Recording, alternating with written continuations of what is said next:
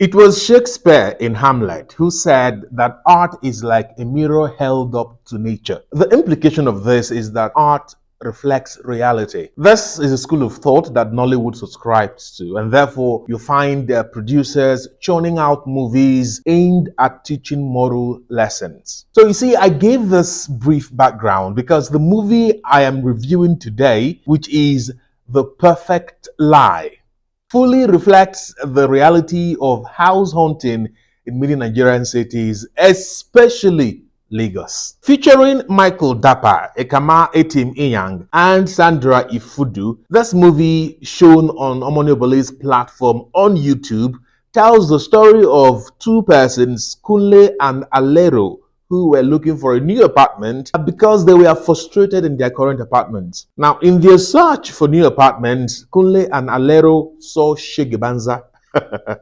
From being shown houses that didn't meet their expectations to houses that were surrounded by churches and noisy neighborhoods, or houses with impossible rules to adhere to. For example, Alero was once giving an exam and expected to score up to 80% before she could be considered qualified to rent a house.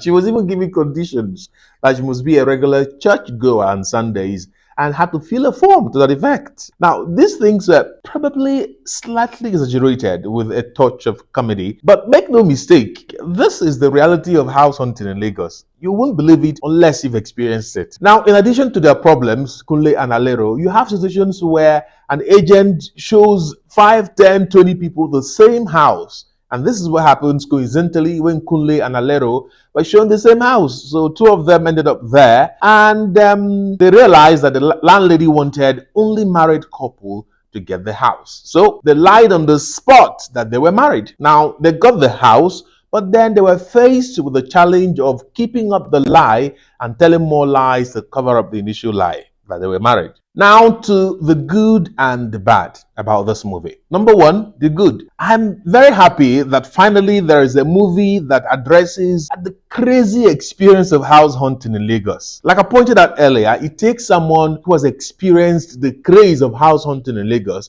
to appreciate this movie like I did. Even the case of the landlady prying into the affairs of Kunle and Alero was a perfect reflection of what some tenants experience when they live in the same compound with the owner of the house. Number two, the cast of this movie is fantastic. I mean, in many YouTube movies, you see that only the two major characters are good. The supporting characters and other ones are usually not very good actors. But that's not the case with this movie because every actor here was impressive, from Kunle to Alero to the landlady to Lola to Alero's mother.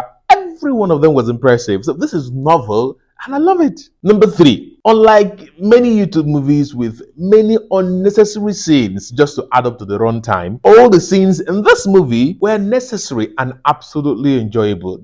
I can't think of any scene that I can say, oh, take it off, and then the movie is still okay. I think every scene in this movie was supposed to be there. And now, is there something the movie could have done better? Yeah, I think so. Number one, given that the landlady did not want to give out her house to single people, I think the movie should have explained how Lola rented the house despite being single. Also, I think that the idea of Kunle planning to stay locked up in his room so Alero's mom could stay for 2 days and leave was flawed a bit. He was a remote worker who would need to have virtual meetings, speak on the phone, and so didn't they think that Alero's mother could hear him when he would be talking or making phone calls? Didn't they think that Alero's mom, given that she came to pray over the house and sanitize everywhere with oil, would want to access the room, to pray over the room and anoint it? It didn't happen. Alero's mom did not need to access the room because of the turn that the movie took. But what if she did?